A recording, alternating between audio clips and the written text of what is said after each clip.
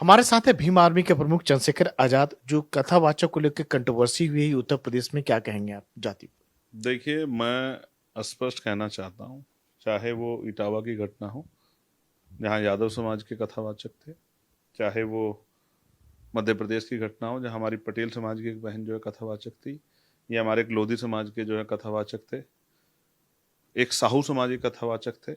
ये जाति के आधार पर उनको अपमानित करना, मैं समझता हूँ कोई भी धर्म इसकी इजाज़त नहीं देता है।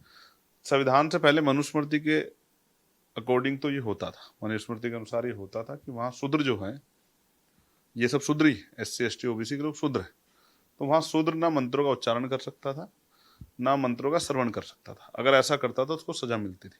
इस बार भी चाहे उनकी चोटी काटी गई हो, मुंडन किया गया हो, चाहे उनके ऊपर उनको पेशाब से शुद्ध किया गया हो, ये उसी सोच को आगे बढ़ाने का काम हो रहा है। मैं इस बात का पूर्ण रूप से विरोध करता हूँ।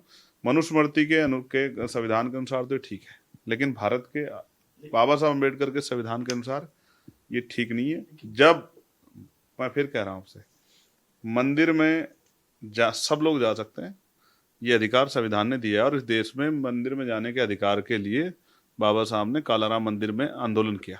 अब मुझे ऐसा लगता है कि एक नया आंदोलन पुजारी बनने के लिए भी इस देश में जल्द चलेगा। लेकिन क्या कथा वाचने का अधिकार जो है केवल एक खास पर्टिकुलर जाति को ही है, या हर कोई कर सकता इसका है? जवाब तो मैं आपसे ही मांग रहा हूँ ना। संविधान तो कहता है सब बराबर हैं, सब डॉक्टर बन सकते हैं, सब इंजीनियर बन सकते हैं, सब वकील बन सकते हैं, सब जज बन सकते हैं, सब अध्यापक बन सकते हैं। पहले तो मनुस्मृति के अनुसार तो एक ही आदमी बन सकता था, एक ही आदमी, एक ही वर्ग रक्षा कर सकता था, सुरक्षा काम, एक ही वर्ग जो है व्यापार काम कर सकता था, एक ही वर्ग शिक्षा काम कर सकता था। मनुस्मृति में तो ये सही है, लेकिन संविधान के अनुसार तो सब कर सकते हैं। तो फिर इस अधिकार को कैसे, हालांकि मैं मतलब वैचारिक आदमी हूँ।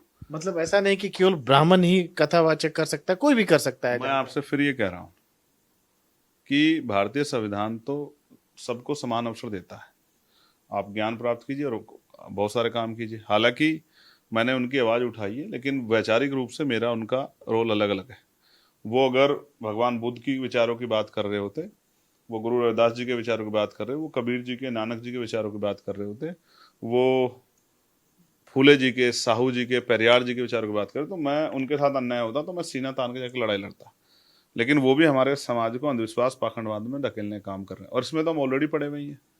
तो मैं उनके काम से खुश नहीं हूँ, मैं उनको सलाह देता हूँ। लेकिन जिस तरह का उसके बाद जो कानून हाथ में लेने की कोशिश की गई, उनका जो कई जगहों पर मुंडन किया गया, या उनका जो अब कहा जा रहा है कि आधार कार्ड नहीं मिल रहा है, नाम नहीं था, इस तरह की कई तरह की चीजें निकल के देखो, आ आप रही एक चीज समझो, इस देश में ब्राह्मण, आप कह रहे हैं कि ब्राह्मण समाज के लोगों को ही क्यों, लेकिन मैं भी पूछना चाहता हूँ कि क्षत्रिय, वैश्य और जो शूद्र हैं, SC ST OBC के लोग, महिलाओं को पुजारी बनने का अधिकार इस देश में क्यों नहीं है? इसका जवाब सरकार को देना चाहिए। जब मंदिर जाने का अधिकार सबको है, चढ़ापा चढ़ाने का अधिकार सबको है, तो फिर पुजारी बनने का अधिकार क्यों नहीं?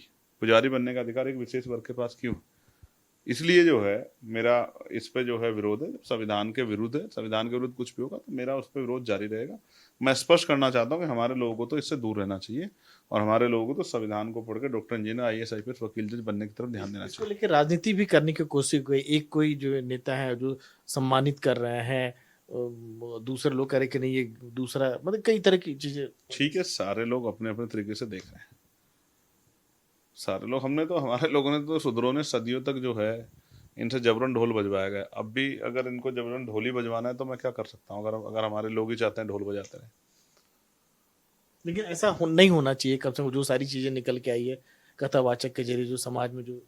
भाई, इसका फैसला तो वो लोग करें जो आज़ादी के 75 साल बाद भी इस छोटी सोच से बाहर नहीं निकल पा रहे, जो जाति को प्रधान मान रहे हैं, कर्म को प्रधान नहीं मान रहे, जो अब भी भाईचारा नहीं चाहते हैं। इसका जवाब तो उनको देना चाहिए। देखिए, मैं तो किसी के खिलाफ नहीं हूँ, ना ब्राह्मण के, ना क्षत्रिय के, ना वैश्य के, ना शूद्रों के, ना महिलाओं के। मैं तो समता के मार्ग पे हूँ, और मैं चाहता हूँ सब लोग समता के मार्ग पे आए। लेकिन ये भी तो है ना कि जो जानता है, जो पढ़ा है, राम को जो पढ़ा है ना, जो श्री कृष्ण को जो पढ़े हुए, वो उसके बारे में कह सकते हैं।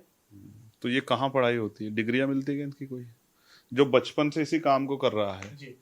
यहाँ तो ऐसे भी हैं जिनको आंखें नहीं है, लेकिन वो भी जो है कोई डिग्री तो नहीं लिए, लेकिन वो मन से जो है उन्होंने जो है जाना है, चीज़ों को परखा है। तो उनको उनको किस आधार पे वो कर रहे हो? तो मैं फिर कहता हूँ ना, अगर आप इसी की बात कर रहे हो तो मुझे तो नहीं पता ना कि ये पढ़ाया कहाँ जाता है। मुझे नहीं पता है कहाँ पढ़ा जाता है और किन को पढ़ाया जाता है, मुझे नहीं पता है। मुझे तो इतना पता है कि भारत का संविधान सबको बराबरी का अधिकार देता है और उसमें कोई ऊंचा नीचा नहीं है। और अगर कोई ऊंच नीच भेदभाव की बात करता है तो वो भारतीय संविधान का और जो देश के क्रांतिकारी थे जिन्होंने इस देश को आज़ाद किया वो उनका अपमान करता है। ये देशद्रोह की श्रेणी में आता है। तो चंद्रशेखर आजाद, नई दिल्ली में। कैमरामैन अश्विनी मेहरा के साथ राजीव रंजन, एनडीटीवी इंडिया।